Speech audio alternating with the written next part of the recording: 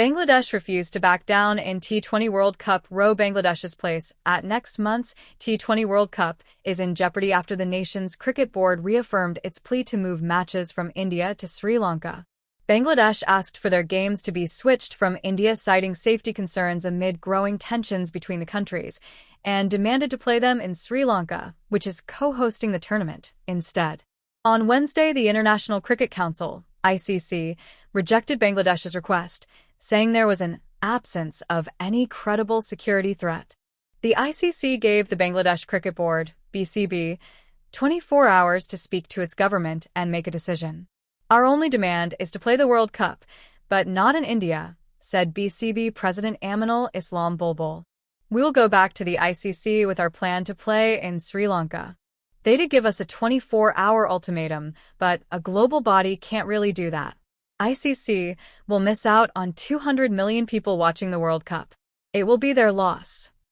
Scotland, as the highest-ranked nation that did not qualify outright for the World Cup, could be handed a late route into the competition if the ICC replaces Bangladesh.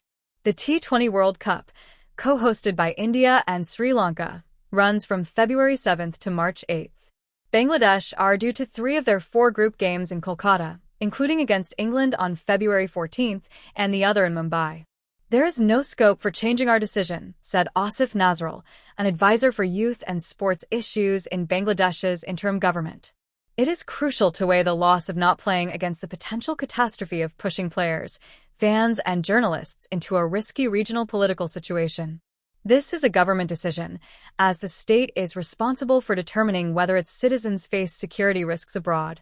A boundary drawn in red. Cricket has always pretended to be separate from politics, a game measured in overs and margins, in bat meets ball and chance meets skill. But every so often, the pitch becomes a border, and the boundary rope begins to look like a line drawn in red. Bangladesh found itself standing on that line. With the T20 World Cup only weeks away, the nation's place in the tournament suddenly felt fragile, like a middle stump rattling after an inside edge. The Bangladesh Cricket Board had spoken, and then spoken again, refusing to soften its stance. The team would play the World Cup, but not in India. Not now. Not under these conditions. Safety was the word repeated most often. Safety for players, for staff, for journalists, for fans. Behind the official language lay something heavier: rising political tensions, regional unease, and a fear that sport could become collateral damage. Bangladesh asked for their matches to be moved across the water, to Sri Lanka, the tournament's co-host, where palm trees and familiar grounds felt calmer than the charged atmosphere they imagined in Kolkata and Mumbai. The ICC listened, deliberated, and said no. "There is an absence of any credible security threat," the governing body declared, with the finality of an umpire's raised finger. Along with the decision came a deadline: 24 hours for Bangladesh to consult its government and decide whether it would comply or risk losing its place altogether. The clock started ticking. "Our only demand is to play the World Cup, but not in India," said BCB President Aminul Islam Bulbul, his words carrying both defiance and disappointment. To him, the ultimatum felt hollow. A global body, he suggested, could not simply erase a nation's concerns with a stopwatch. "They will lose 200 million viewers," he warned. "It will be their loss." Cricket in Bangladesh is not just sport, it is shared heartbeat. Streets empty during big matches. Radios crackle in tea stalls. Children rehearse cover drives in alleys. To imagine a World Cup without Bangladesh was to imagine a silence where noise should be. Yet the threat was real. Scotland waited quietly in the wings, the highest-ranked team not already qualified, watching as geopolitics created an opening that performance alone could not. The tournament, scheduled from February 7th to March 8th, was a machine that demanded certainty. Tickets sold. Broadcasters booked. Schedules printed. Kolkata was expecting Bangladesh, 3 group games, including a marquee clash against England. Mumbai awaited the 4th. Bangladesh, meanwhile, looked inward. "This is a government decision," said Asif Nazrul, advisor to the interim government on youth and sports.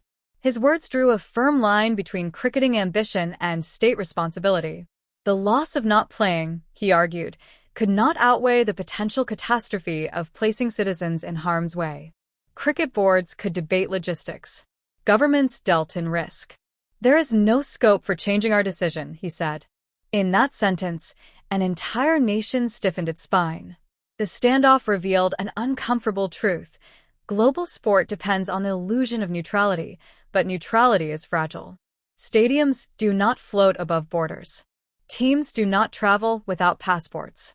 Fear, whether justified or not, does not dissolve under floodlights.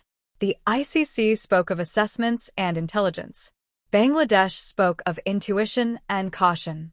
Between them lay a narrow strip of time, 24 hours, and the possibility that a World Cup would proceed with a conspicuous absence. Somewhere, players continued training, hitting balls that might never be struck in tournament play. Somewhere else, fans argued in cafes and online forums, torn between pride and heartbreak. To back down would feel like surrender. To stand firm might mean exile. Cricket history is full of moments decided by inches. This one was being decided by principle. Bangladesh was not asking to withdraw from the game. It was asking to redraw the map. Whether the world would allow it remained uncertain. But one thing was clear: the nation had chosen its stance.